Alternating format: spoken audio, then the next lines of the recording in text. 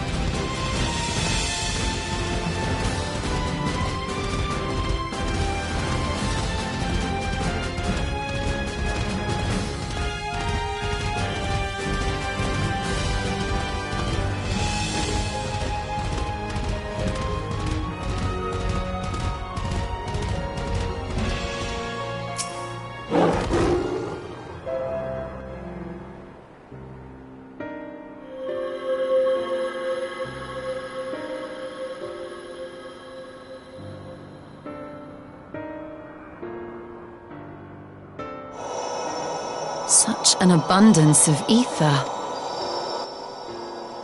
Are we in luck? We are. This is an elegant artifact, most likely built to regulate the flow of ether. I strongly suspect the ancients used it to stem the flow from here to the burn. That would explain how they were able to untether what became Aziz's La from its surroundings. But were we to throw open the floodgates, the resultant deluge would surely be sufficient to raise our wall. And in restoring the flow, we may also restore life to the wasteland.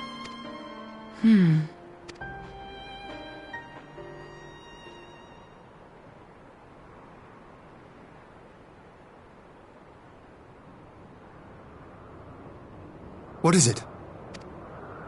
While the device itself harbors a surfeit of ether, the opposite is true of the surrounding area.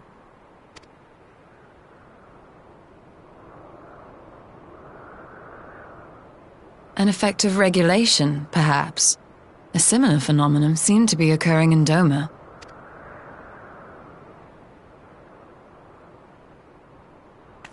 Whatever the explanation, the answer will not reveal itself here. We have seen what we needed to see. Let us return to Mol Ilo.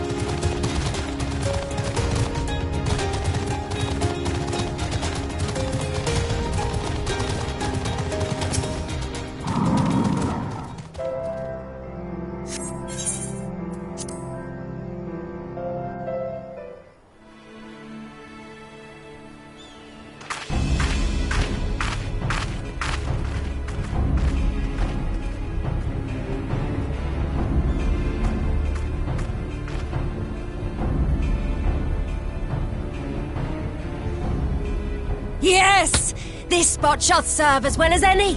I shall enjoy this Hahn. Is this truly necessary? Have you no peaceable way of making decisions? Speak not of peace. You stand before proud warriors of the Dathal. In the heat of battle do our souls burn brightest. We lay low the strong that we may rise higher. That is our way. The way of might. There is no other. Oh, they do not want for conviction.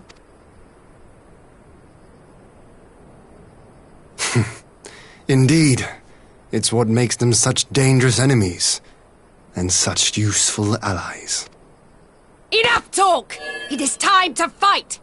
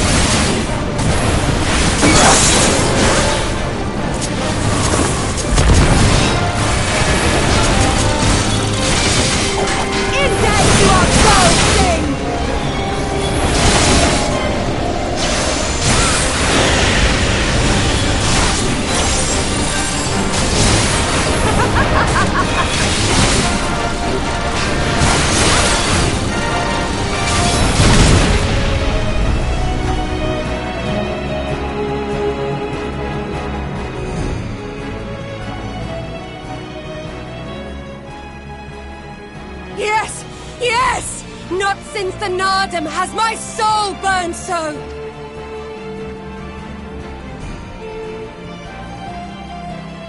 Come, we have only just begun.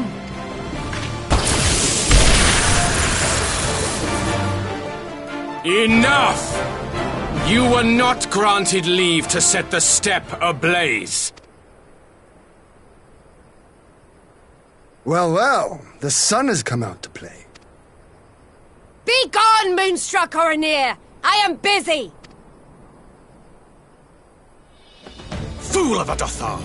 Have you forgotten the face of your master already? The sun will never set! From his seat on high, he reigns over all, now and forever.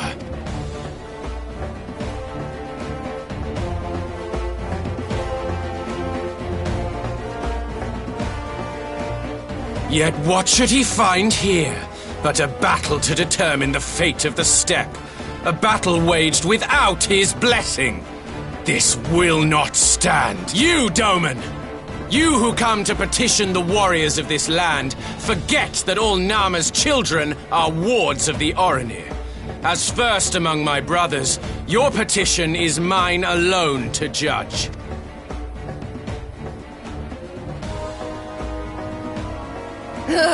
These words are as wind from a horse's backside. Plentiful, but your axe sings more sweetly. Let her speak for you.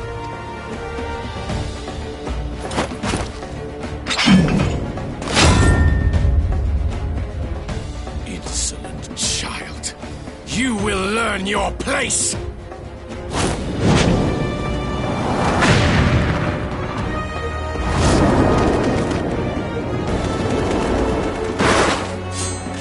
Forgive me, Brother Magnai, but we have an arrangement with the Dothal.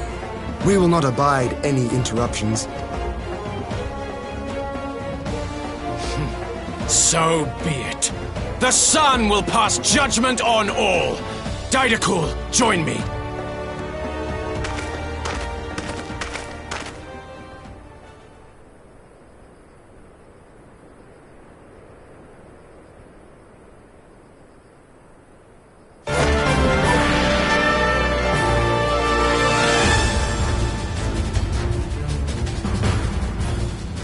The sun is in good company. We may dance alone.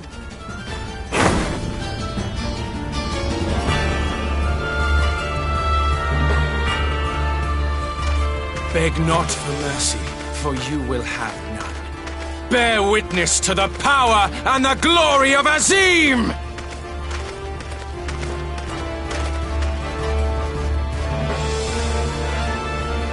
Constantly at each other's throats like rabid dogs. Gods, I'm turning into her.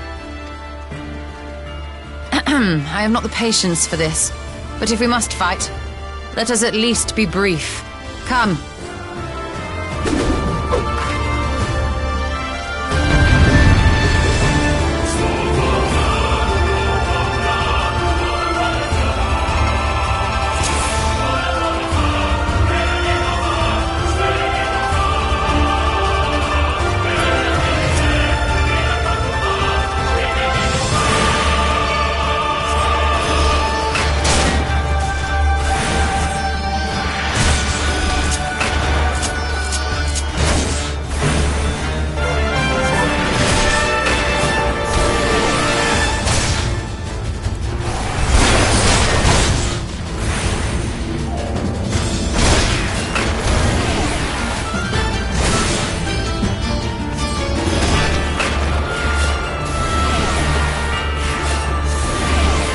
Down before me!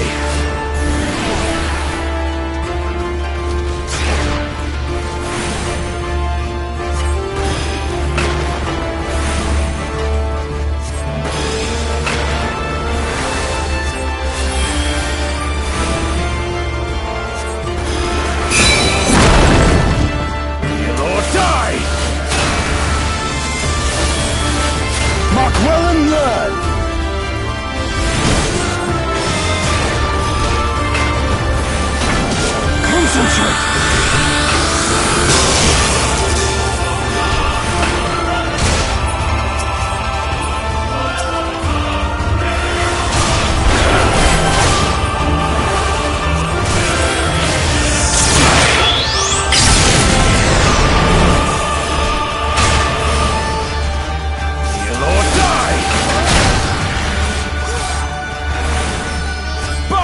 down before me!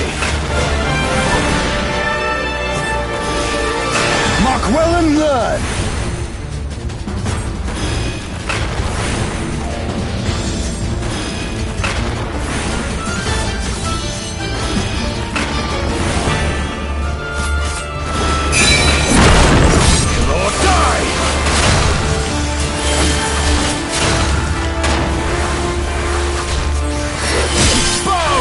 Before me!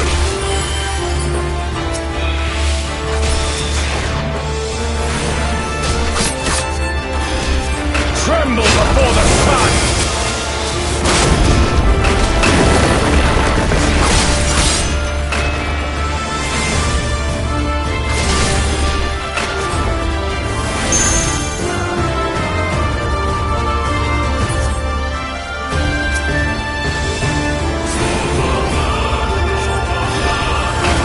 Be about it!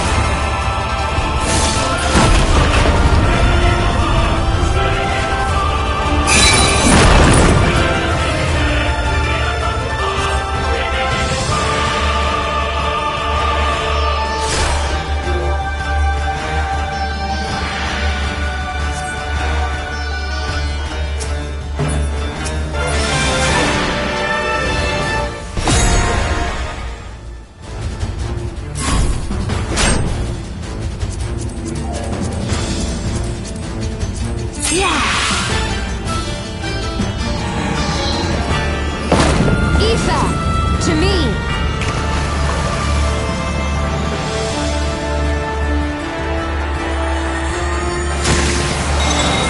Have at you!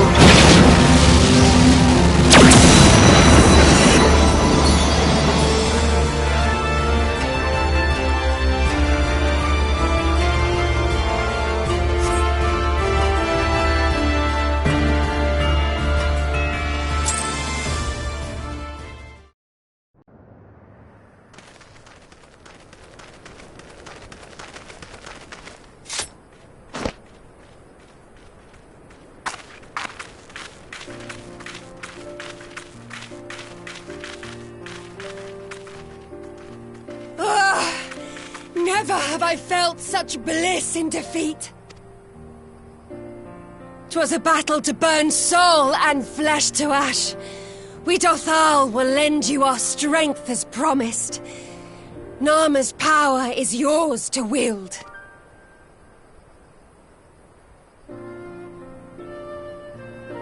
What does the sun say to that?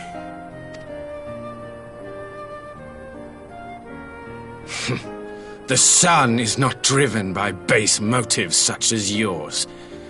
But they have been judged and found worthy.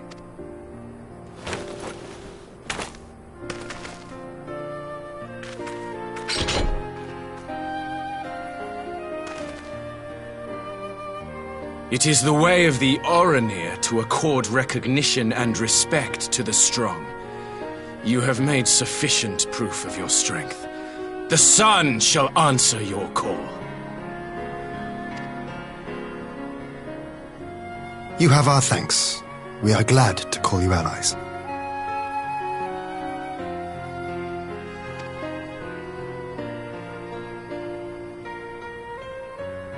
You? By what are you called?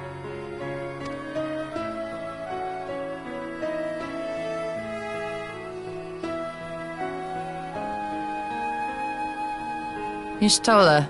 Why?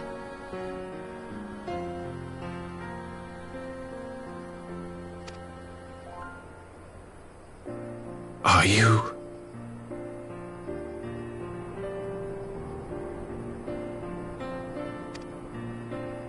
Are you my Nama?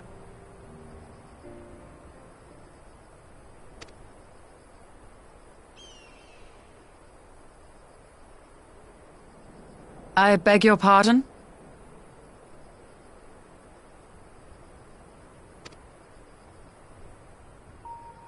In battle, you shone with all the majesty of the full moon's light. Your healing touch, the embodiment of the Dusk Mother's love.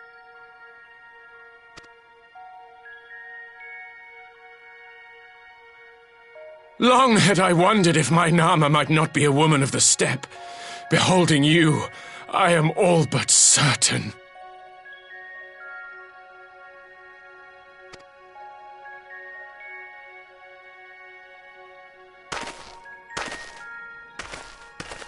Now, look into my eyes. Could it be? Could you be?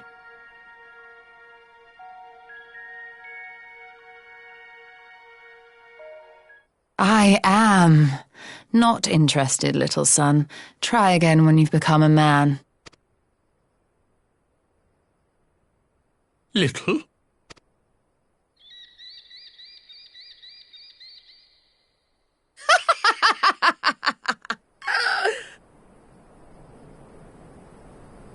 Little son! Little son!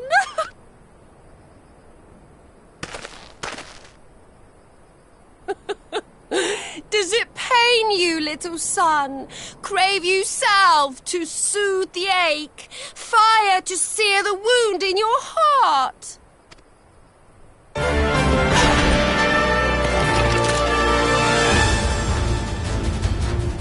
We have wasted enough time here. Siren awaits for word of our success.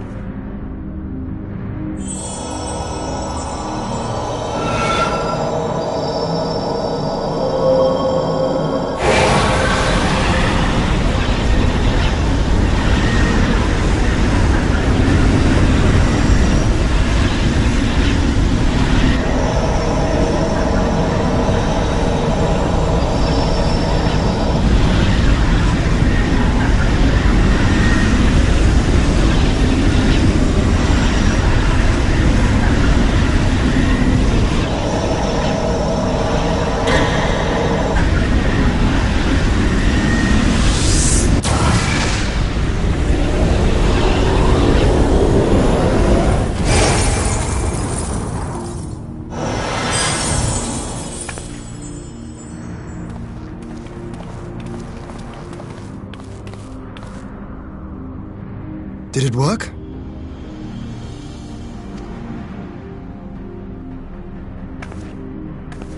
It did. Ether may flow freely to the burn once more.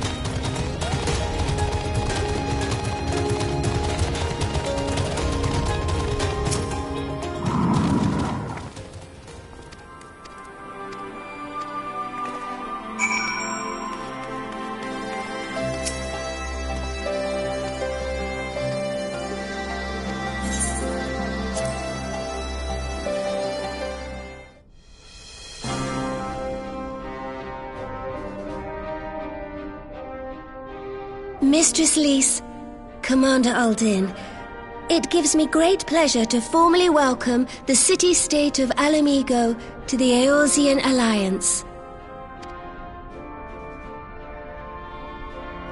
The pleasure is ours, Your Grace. I know I speak for all Alamegans when I say that we are glad of this chance to stand with our comrades of the Alliance. And we, for our part, are glad indeed to be able to welcome friends both old and new. Lord Hien of Dorma, at your service. Pray, accept my heartfelt thanks for your generous invitation. Nay, 'tis we who must thank you for journeying so far. And 'twould be remiss of me not to acknowledge the part the Scions of the Seventh Dawn have played in bringing all of us together. In times of great unrest, you and yours have been our constant companions, without whom we would not be here. With apologies to Lord Hien and Mistress Alize, it occurs to me that we have not gathered in this way since that fateful day in Uldar. The day I lost my arm and my freedom. As I lay in my cell, never did I dream that I would one day be given the chance to represent my homeland at this council. I would not even be alive had you not plucked me from the jaws of death. You, Yugiri, and Alphino. Would that the lad could be with us. I too owe my presence here to Alphino, in so many ways. Until such time as he returns, I mean to carry on his good work as best I can.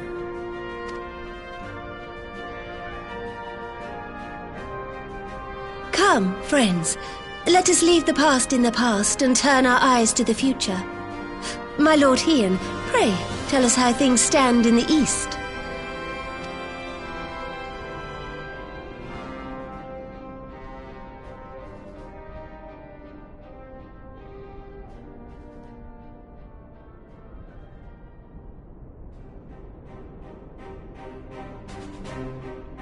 Having heard the rumors of dissent in Garlemald, I dared to dream of a peaceable solution. The Empire will not so easily change its ways. If the Garleans have a mind to take back Doma and Alamigo, we'll be hard-pressed to stop them, even with the might of 6 nations.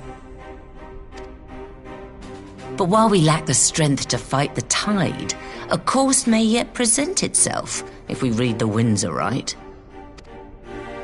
The winds suggest but one course to me. One which leads from the sea unto the river and thence to the source of all our woes. The Ascians. Indeed. All here have felt their blighted touch. It was the bringers of chaos who nurtured the Archbishop's tyrannical ambitions. They who bestowed upon him the secrets of summoning, as they have so many others before and since. And while they remain, we shall know no peace. Our objective is clear. The question is how to achieve it. That our enemy parades about in Xenos' skin poses problems in itself, but ere we get to them, how are we to infiltrate the Empire and get close enough to strike?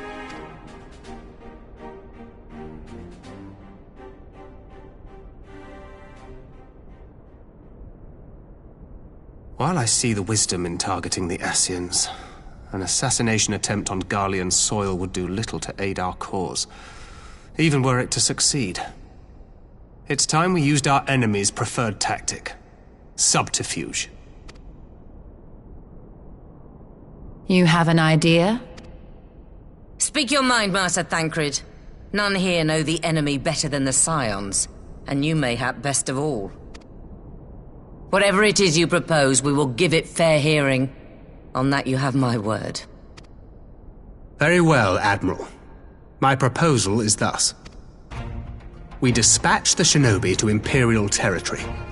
There, they sow the rumor that the Crown Prince perished in the battle for Alamigo, and that the man parading around is in fact a corpse inhabited by a servant of darkness.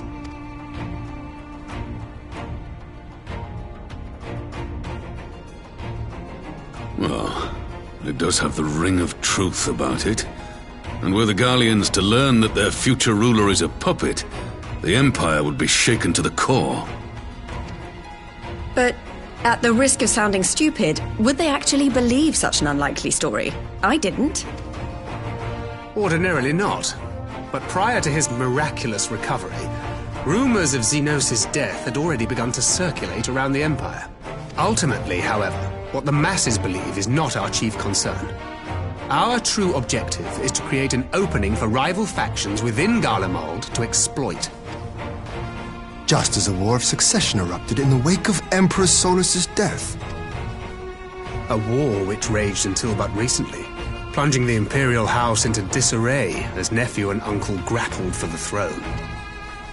It is no coincidence that one of Varus's first acts as Emperor was to name Xenos heir apparent, family feuds being so tiresome when armies are involved.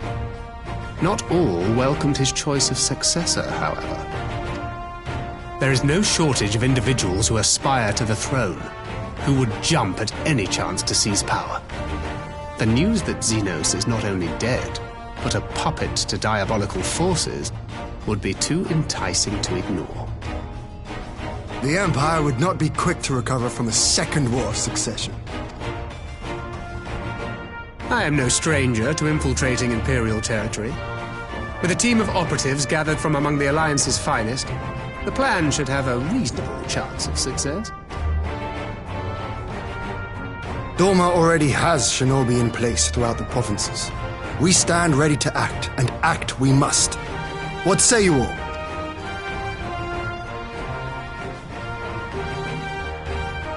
I'm for Master Thancred's proposal. We shine a light upon the Ascian and test the Empire's unity. 'Twas his plot that scuttled Doma's negotiations, was it not? Why then, if we can eliminate him, there may yet be a chance for peace. Let us wage this war of subterfuge, that we may one day lay down our arms. Gods know we never will while the Ascians remain.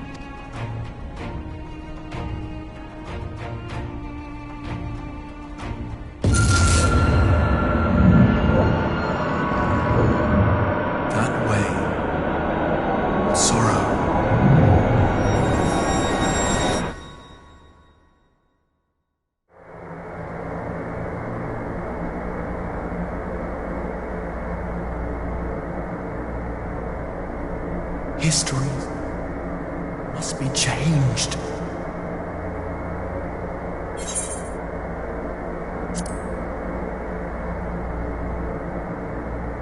Ahead looms a calamity. Ahead looms light, expunging all form and life. Twin dooms only you can forestall. Only you. What's the matter?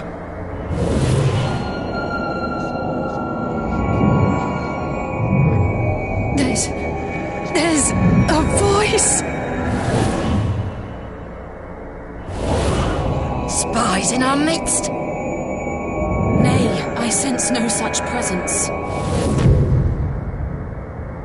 Let expanse contract, eon become instant. Throw wide the gates that we may pass.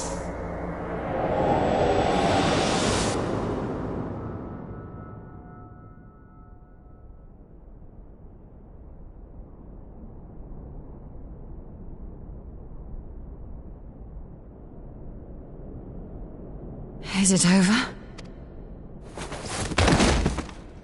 Master Thancred!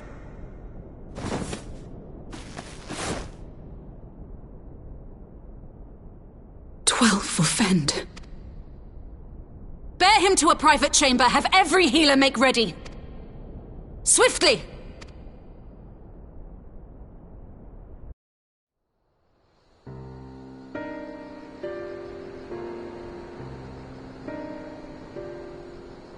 Master Thancred remains in slumber. Though his vital signs appear stable, he's unresponsive. What could have done this? And why just him and not the others? I'm afraid we could not identify the cause, my lady. Our examinations revealed no wounds, nor the presence of any poisonous substances. Gods, that only makes it worse. You're to let us know the moment there's any change, all right?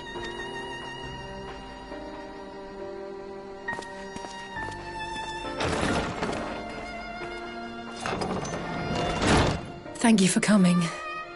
Knowing Thancred, he would apologize for being otherwise engaged at so crucial a juncture.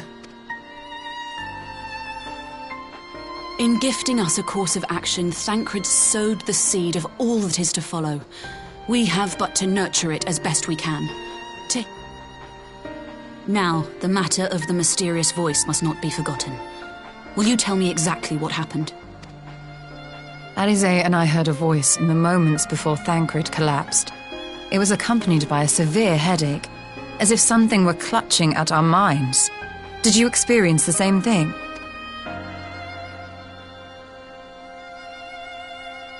So, in between the voice and the pain, you felt as if you were somewhere else entirely?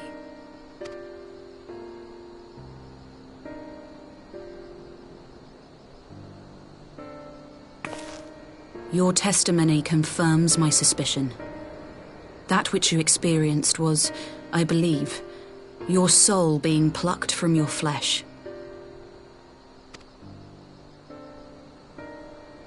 Cold.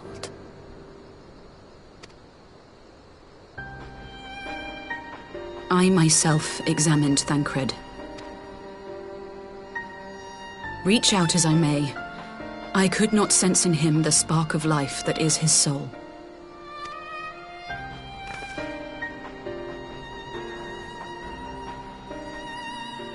That Thancred alone was stricken so is likely due to his heightened sensitivity to the effects of ether, a consequence of his prior possession by the Ascian, the Hebrea.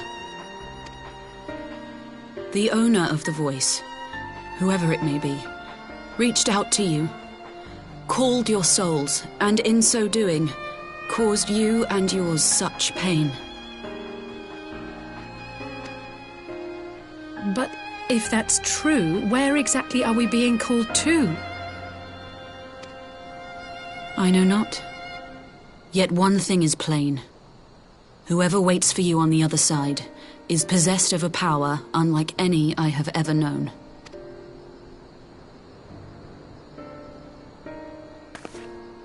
Forgive us, Lys, but may we leave Thancred in your care for a time? As if you had to ask. I may not be a scion anymore, but I'm no less a friend. Don't worry. I'll see to it that Thancred's well looked after.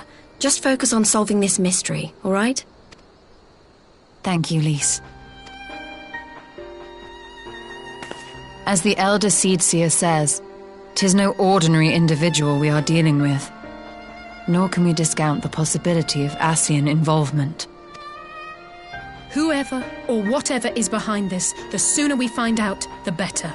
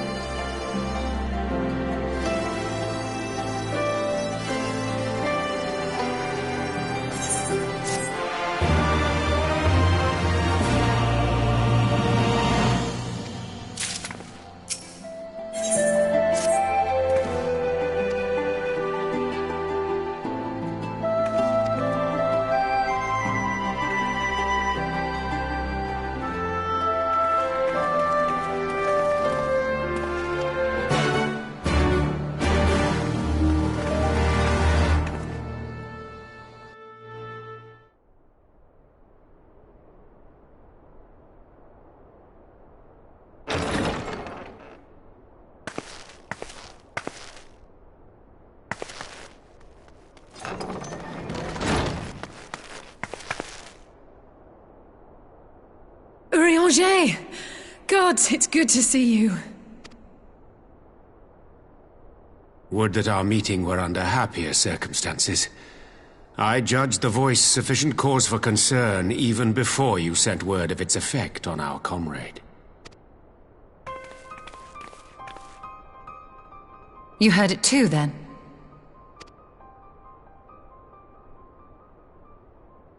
Aye. And all but certainly at the selfsame instant.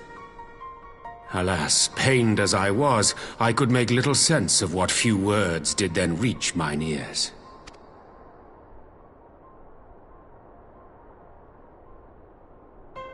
Who do you think is responsible? Could this be the Ascians doing? That I cannot say. Not when so little is known. Ere I indulge in speculation, I would examine Thancred with mine own eyes. To Alamigo, then, without further delay. One other thing. During my visit to the Far East, I observed a strange phenomenon. Thou referrest, I presume, to the localized reduction in etheric density. Well, that spares me the trouble of an explanation. Yes, I noted precisely that at two apparently unconnected locations. I take it the phenomenon is not limited to the Far East. Indeed not. Of late, our agents charged with surveilling the beast tribes have spoken of little else. In every corner of the realm, they tell of places in which the ether hath grown thin. Naturally, my suspicions first turned to primal activity, but the areas thus affected betray no evidence of summoning. I must confess to being quite perplexed.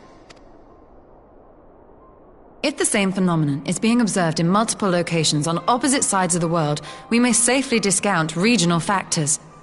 Needless to say, this warrants further investigation. Indeed, I shall make it my task to...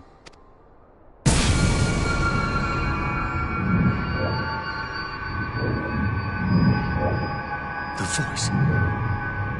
It calleth to me once more.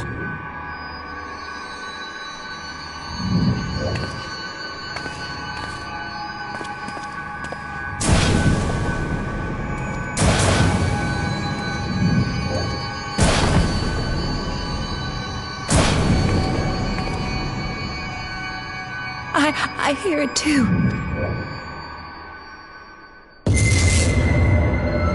Only you. Only you.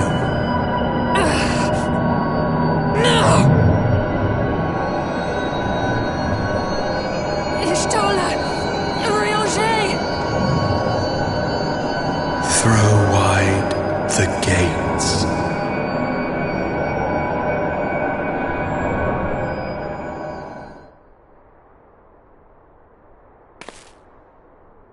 No! No, this can't be happening!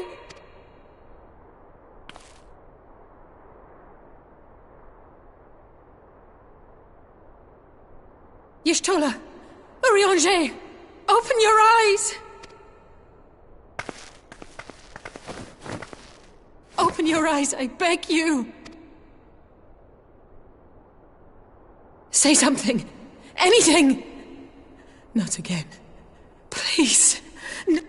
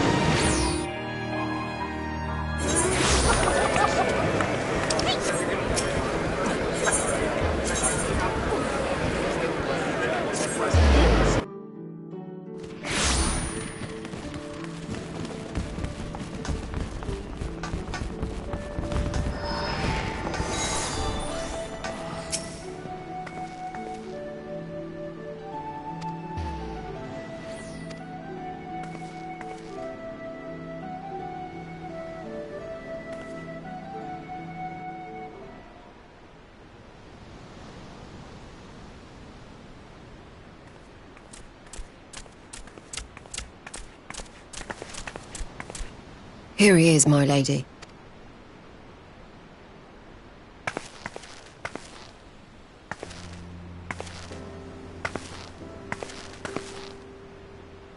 Gabu, it's been too long.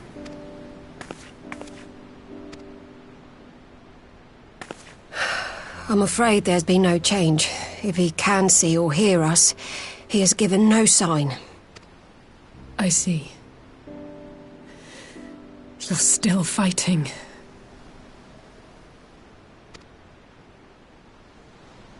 I'm proud of you.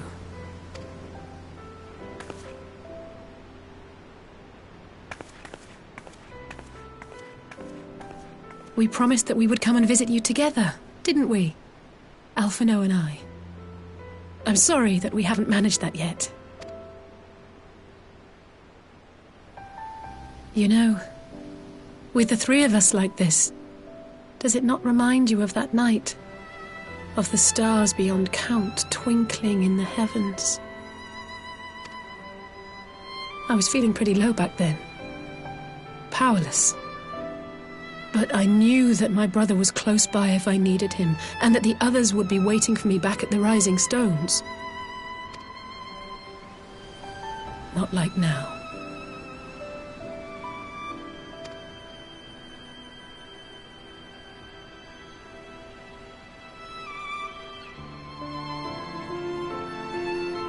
I've seen my share of trouble since coming to Eorzea. Been reminded again and again of my limitations, of how little I can change about this world. And I've come to know the sorrow of parting all too well.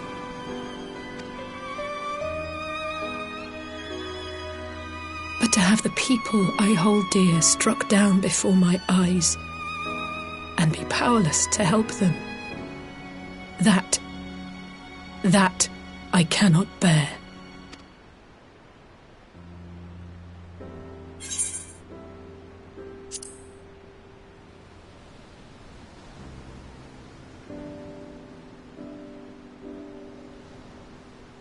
And for that, I am grateful. I don't know what I would do without you.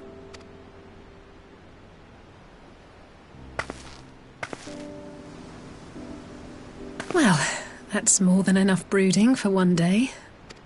Come on. We have friends to save.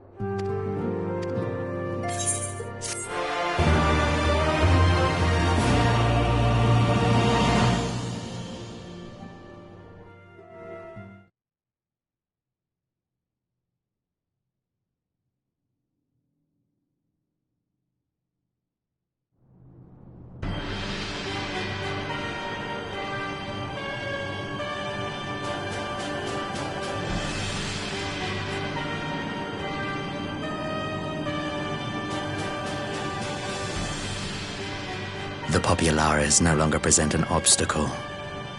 Now is the time to bring the Empire's might to bear. A word from your Radiance is all it takes. But one word, and the Imperial army will fall upon Alamigo as a pack of bloodthirsty wolves and tear that feeble nation apart.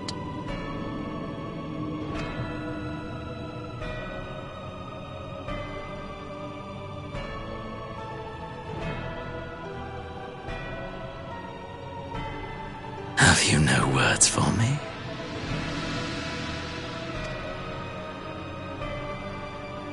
Despite the lengths I go to, an emissary playing the part of a fool.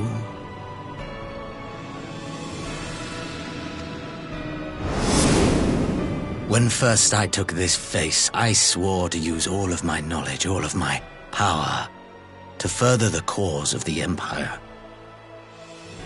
My deeds stand testament to my commitment.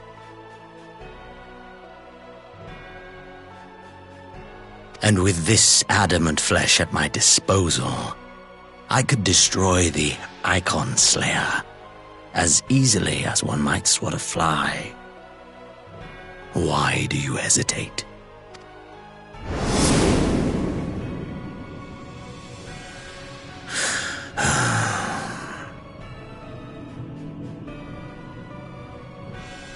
Our enemy is resourceful. Though victory is certain now, it will not remain so indefinitely. Deliberate if you must, but be quick about it. We'll speak again when you have unburdened yourself of doubt. Until then, I take my leave, Father.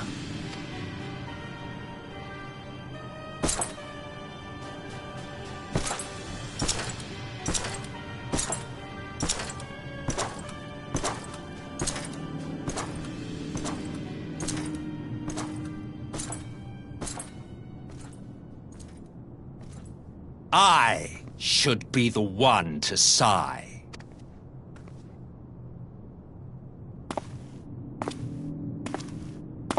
I played my part to perfection. I had earned my rest, and then, thanks to La Habrea's crowning act of idiocy, our favorite emissary sees fit to summon me back. Elidibus was ever a warrior. A most tiresome trait, would you not agree?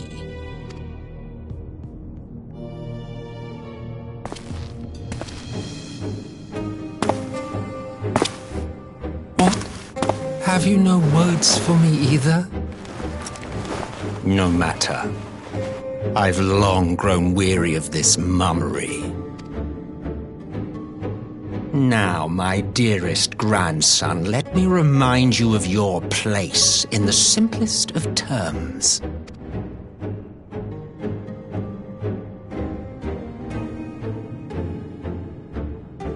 You do not make judgments, you administer them. Swiftly and to the letter. Naught else is your concern. Elidibus may be an insufferable bore, but he is no fool. His choices as emissary seldom err.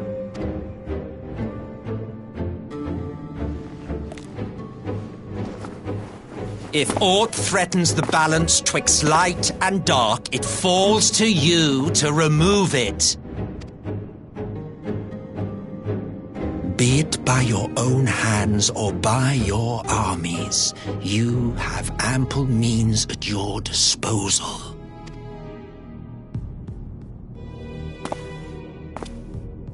That is why this empire exists, why I built it.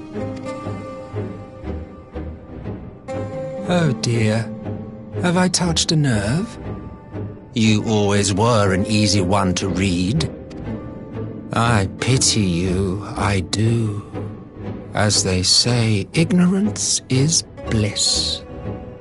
And I know how much happier you would be not knowing the things you know. The founding father was an Ascian, and he created the Empire solely for the purpose of sowing the seeds of chaos.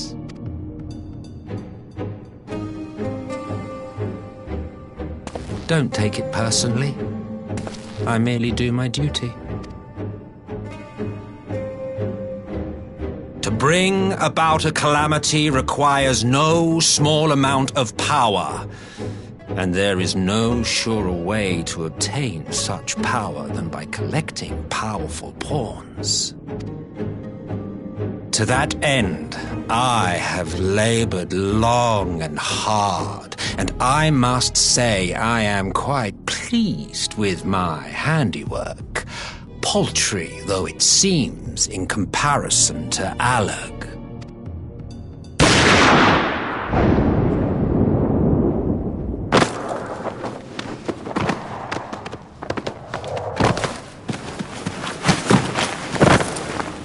You fiends are overfond of your own voices.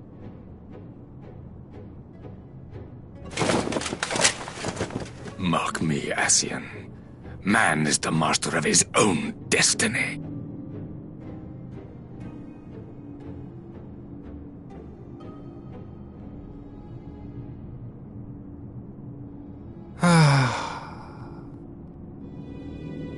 Such a waste of time and energy, both yours and mine.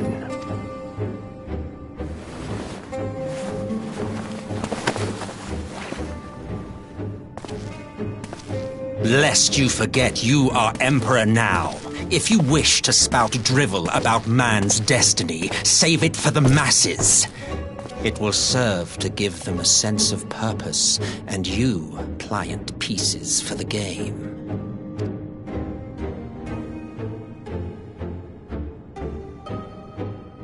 Oh, do stop sulking, boy. You, of all people, should understand. Ours is a struggle to restore both mankind and the world to their rightful state. Viewed thus, our goals are one and the same.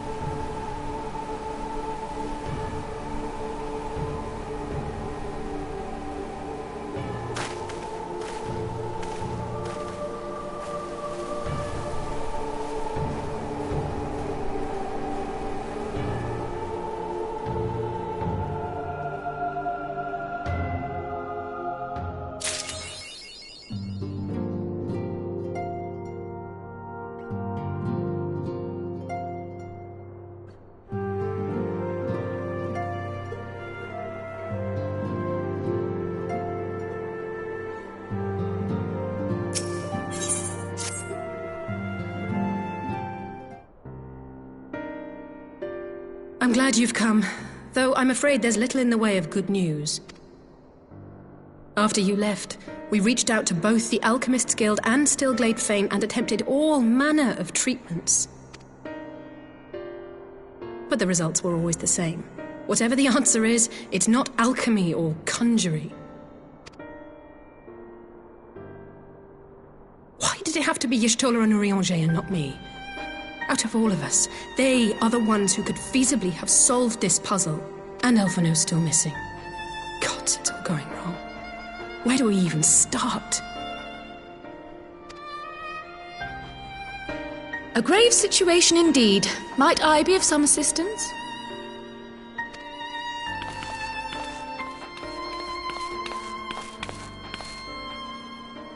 Kryle! I did not think you well enough to travel.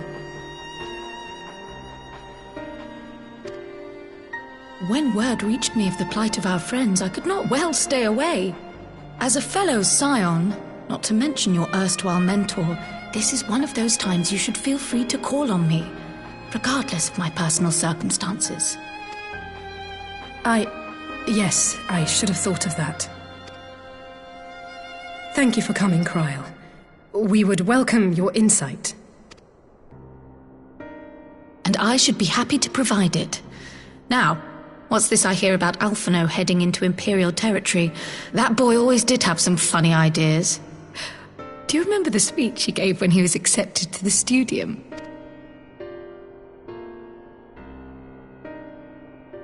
My life's goal is naught less than the salvation of this star.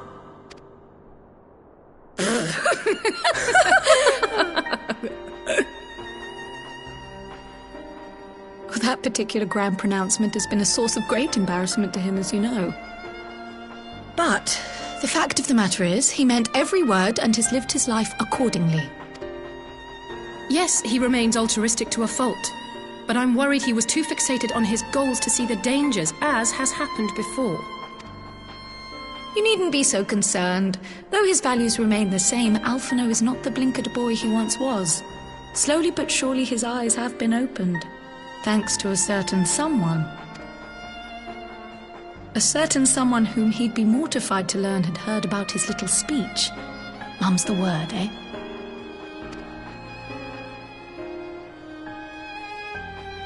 Right, I'd better have a look at our patients. They're in the infirmary, I assume. I'll need absolute quiet, so it would be best if I did this alone. If you'll excuse me.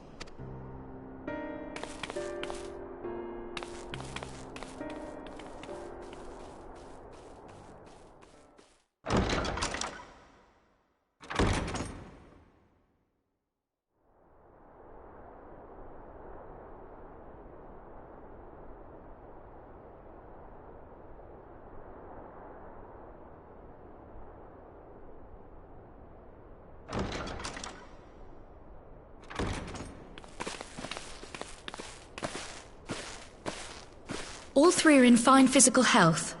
At a glance, I would say they were merely sound asleep. Except for the fact that I couldn't sense the slightest trace of them in their bodies. It's as if their souls have taken leave of their physical forms. Ah, yes. The Elder Seedseer made a similar observation. I've read the report. When you heard this mysterious voice, you described feeling as if you were somewhere else, yes? If we assume the ether which comprises your essence is being drawn to some other place, then it may be possible to follow the trail it leaves behind, just as we did in our search for Thancred. I wasn't around for that, but I can't imagine it was easy. Oh, it wasn't. But that's no reason not to try. I will have need of Master Matoya's crystal eye if I'm even to make the attempt. So I suggest we pay her a visit.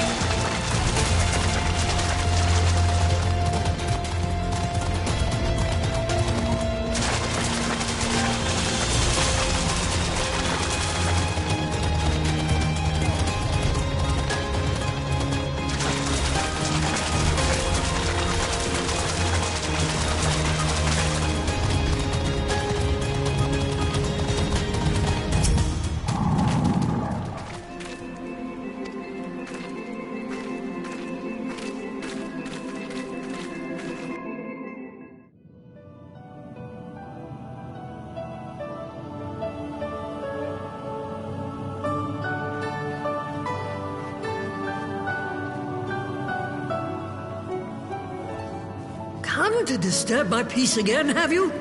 I hide myself away in a cave, and still you people insist on pestering me with your problems.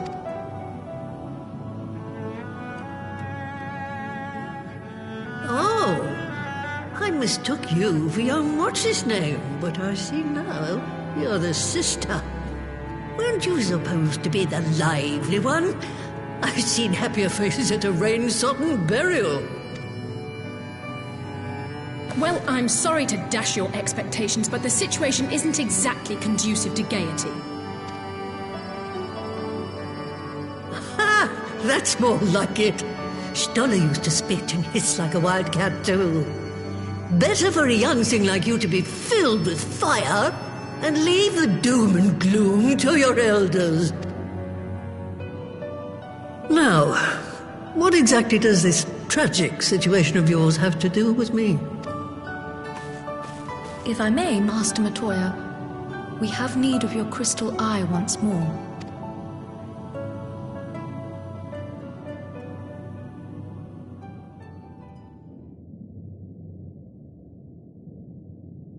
And Stoller is one of the afflicted, is she? Very well. She may be an ungrateful stray, but she's my ungrateful stray, and I'll not see her buried before I am.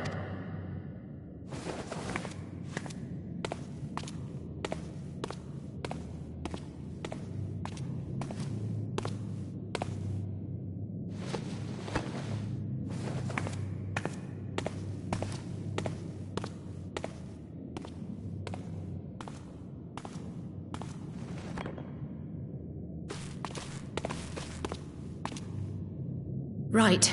Let us see what we can see. I'll begin from where our friends first fell, and cast my senses out from there.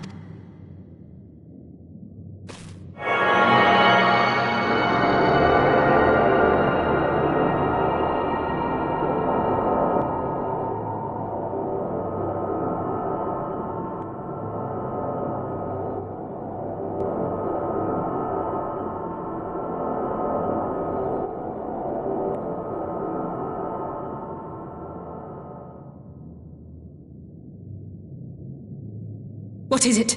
Did you find them? This doesn't make sense. How is it even possible? How is what possible? Kryl, what did you see? The threads, they just ended. And no, I didn't lose track of them. I followed them as far as they went. It's as if they were cut off. Could the ether have dissipated? If it had, oh gods! Their bodies are just husks. It's like the broodmother's daughter all over again. No, this is different. The Kalyana girl was already dead, body and soul, when Lakshmi effected her resurrection. Aye, let's not jump to conclusions. If their physical forms yet breathe and show no signs of wasting, then it follows that their souls must still be intact somewhere. But where? That's the question, isn't it, girl? Death has not taken them to the ethereal sea, yet there are no tracks left for us to follow.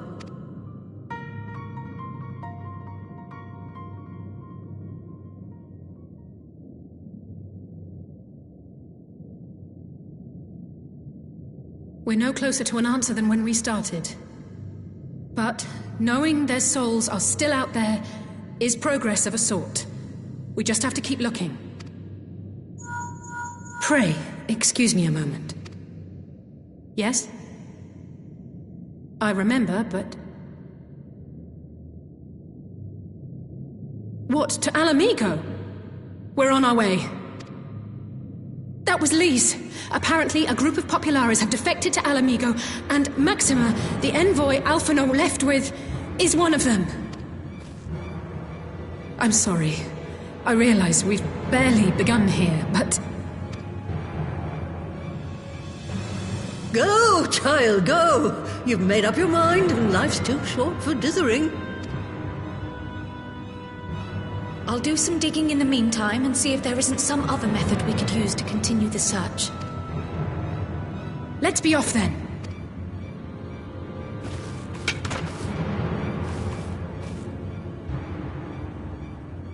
Oh, not again. The enchantment barely seems to take these days. I chalk it up to old age, but I rather doubt it's that simple.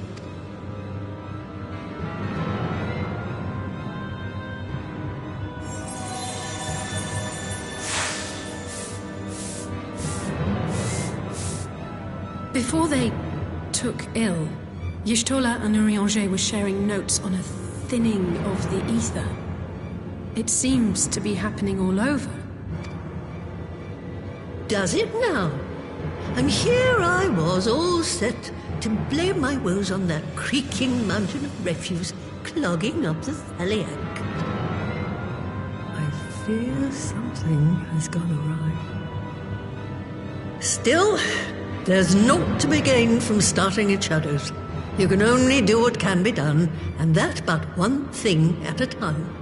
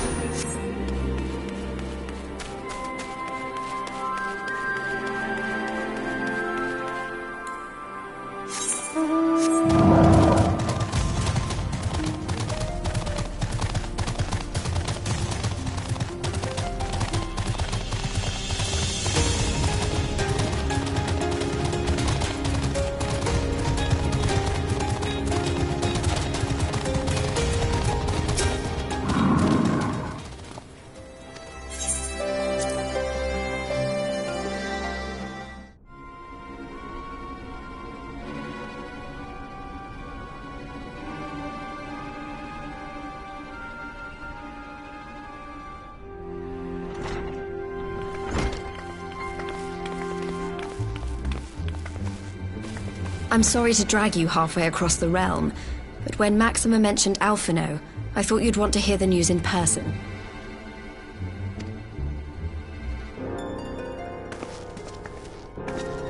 Ah, we meet again. Though I was hoping our reunion would be under more auspicious circumstances. What happened to my brother? Where is Alphino? Never fear, my lady. Your brother was in fine health when I took my leave of him, and I have no reason to assume that has changed. You assume? If you will allow me, I shall endeavor to explain events. Our troubles began not long after we departed Doma. While crossing the burn, we were fired upon by the Emperor's personal guard and forced to make an emergency landing. As we stumbled from the wreckage, our attackers fell upon us again, and we would have perished there and then were it not for the intercession of a third party, a band of mercenaries whose leader claimed to pursue a vendetta against the Ascians. This shadow hunter, as he styled himself, then escorted us out of the wastes to relative safety. Upon arriving back in civilization, I gathered my Populares colleagues and prepared to flee the Empire. Master Alphino, however, declined the invitation to join us, preferring to continue his investigation into the Ascian threat.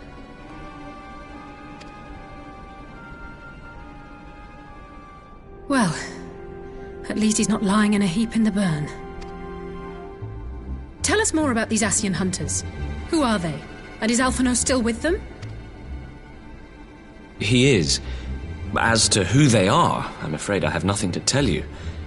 Beyond the fact that they root out and destroy Ascians, they were unwilling to divulge anything which might serve to identify them. They would not even reveal their next destination. But Master Alphino asked to accompany them all the same. Since parting company with your brother, we've been engaged in a game of cat and mouse with the Emperor's Guard.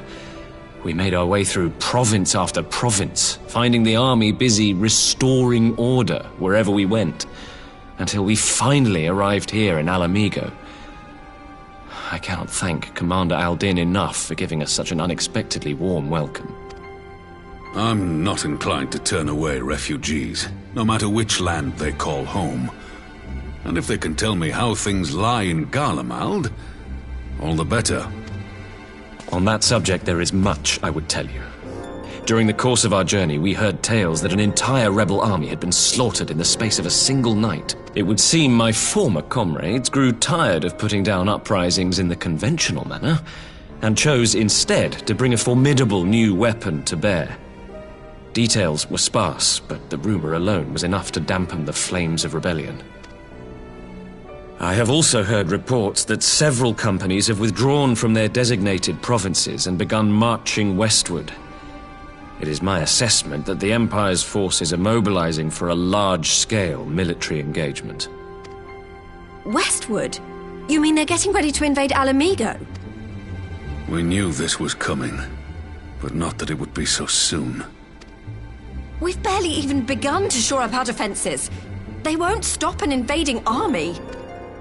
No, they won't. Dispatch messengers to the Alliance leadership requesting reinforcements, and send word to our officers in the field to hasten completion of those border fortifications. Prepare to meet the Imperials head on! No matter how quickly we act, we still want for time. When the enemy comes into view, our best recourse will be to open negotiations with their commander, and see that the ensuing proceedings take as long as possible. Would you and Alize head to Doma and let Lord Hien know about this? I'm sure he'll want to hear about Alphino too. Consider it done. We'll send word when...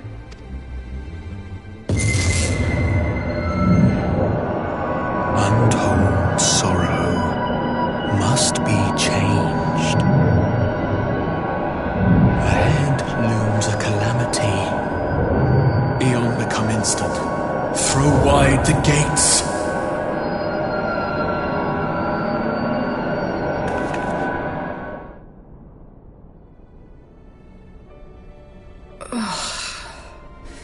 You heard it too. Well, at least we're both still standing. Oh, thank the gods. I thought we'd lost you for a moment there. Why does this keep happening? I wish I knew. Nothing we've tried has brought us any closer to an answer. We'll keep working on it. But first, we need to go and see Lord Hien.